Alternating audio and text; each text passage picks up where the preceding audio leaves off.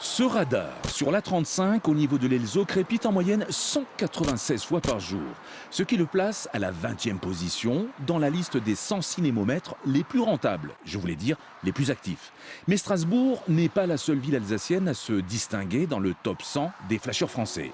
Ostheim, près de Colmar, détient même 2 radars qui occupent la 31e et la 42e place.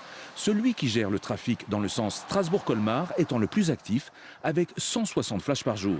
Ces chiffres peuvent paraître importants, mais en fait, ce sont les plus bas observés depuis 10 ans. Mais en termes d'accidents, la vitesse n'explique pas tout, précise l'Automobile Club d'Alsace. L'alcool au volant devrait davantage être pris en compte. Aujourd'hui, on note l'implication de l'alcool dans un accident mortel sur 3, toujours et encore. Et c'est une statistique qui malheureusement ne varie pas favorablement. On note aussi qu'un conducteur a aujourd'hui en France un risque d'être contrôlé à l'alcoolémie tous les 5 ans en moyenne, et encore c'est une moyenne. Et l'Automobile Club rajoute que ces radars ne sont pas toujours placés aux endroits les plus dangereux. Sur autoroute, on croise une cabine radar à peu près tous les 40 km, alors que c'est le réseau le plus sûr en termes de sécurité routière.